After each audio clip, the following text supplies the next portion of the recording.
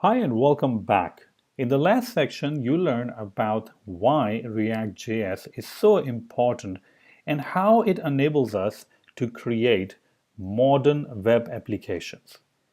In this section, we are going to get started building our first ReactJS applications. So let's get started. I'm going to go over here and I'm inside my project folder. Of course, you can be anywhere in your directory. What I want to do is to create a directory, let's say Learning React. Now let's go ahead and go inside this directory. Of course, the directory is completely empty as I just created it. Let's go ahead and create a very simple file, the HTML file, touch, and then index.html. Now what I want to do is to open up this directory completely in my application called Atom. Now obviously you can use any kind of coding editor tool. I'm just going to use Atom because it's free and it serves the purpose. Now this is an HTML file but doesn't really have any HTML code in it or HTML script tags. So let's go ahead and create some sort of at least the basic HTML tags consisting of HTML head and body. All right, here we go. So we are done with that. Let's go ahead and see if we can actually run this file. So let's go ahead and refresh that. And this is what our application looks like. We didn't really add anything, so no surprises over there. Now we are ready to add a link to our ReactJS files. Now there are a couple of different ways that you can install or use React in your application. You can link it to a CDN or JS file, a standalone version, and you can use that. That is good for development purposes, but when we are deploying to the production, it's not really a good idea to use that because everything that JSX has to be converted into JavaScript, and you don't really want to do it on the fly, as we have covered in section number 1. So the different technique, the more advanced or production-oriented technique, we are going to learn in later sections. So right now we're just going to go ahead and add the CDN links. Since React is a Facebook product, you can simply go to this URL, react.docs-installation.html, and you can find those 2 CDN links that you really need. Copy that, go back to your editor, and paste it. Boom. In order to convert the JSX, which is the React code, into a JavaScript, you also need some sort of a JavaScript compiler. In our case, this is Babel. So if you go to cdn.js and search for Babel, you will find Babel core. And you can simply copy this URL. Let's go back over here, create script source, add this URL, close the tag, make sure, and there we go. Let's go back to our index.html and refresh the page.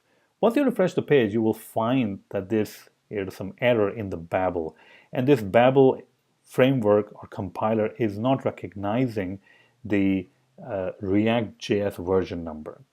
And there's a problem with the 6.1.19 Babel that is hosted on the CDN.js.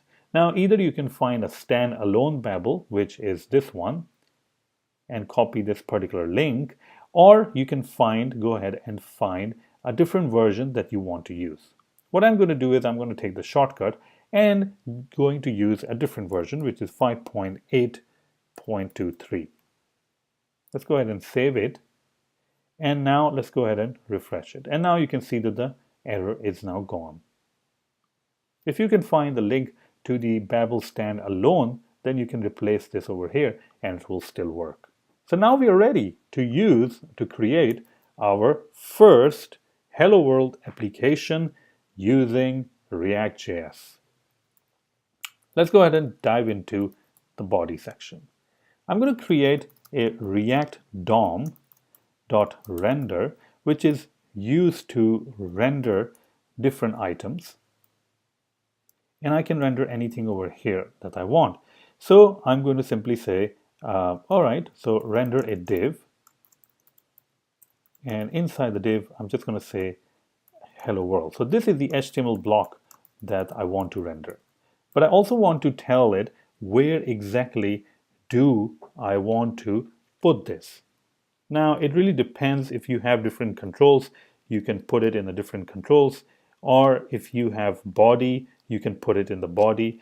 I think for us at least, it will be much simpler if we simply put it in body. So let's go ahead and say document.body and save it. One thing we need to do is the React code cannot just mix up with the body or the HTML code. So you have to separate it with somehow.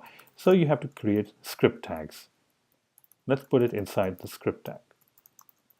Of course, the script tag must also know that this is a special type of code you're writing. This is definitely not the plain old JavaScript code. You're typing ReactJS code. So let's go ahead and give it text and Babel. What this will do is this will tell Babel to convert this code into the JavaScript code, and then it will be injected into our page. Let's go ahead and refresh that. And we can see over here that hello world is printed on the screen. Now, obviously, this is saying that you should not add items directly to the document, the body. So let's go ahead and create an element in the body and give it an ID called container. It's just a placeholder where we can inject some elements. Now I need a reference to this particular container. So how about we say document.query, let me see actually, I believe it is query selector. And then I can give it some sort of ID. What ID that you're looking for? Well, the ID is container because we just created that.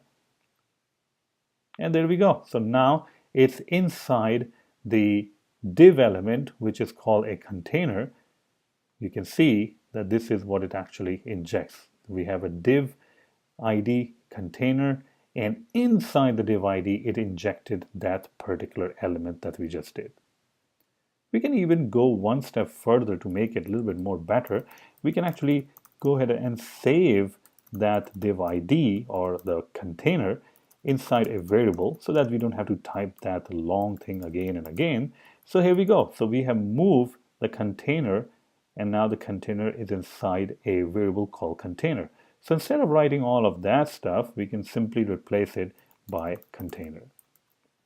Let's go ahead and refresh the page, and of course the result will exactly be the same because all we did is to move the element, the query selector, the element inside the container variable, and that is what we are doing over here. After comma, we are simply saying that put this code in container. And that's it. That's at least will get you started with the ReactJS applications. There is, of course, a lot more to come. So stay tuned, and I hope you enjoyed this video. Thank you very much.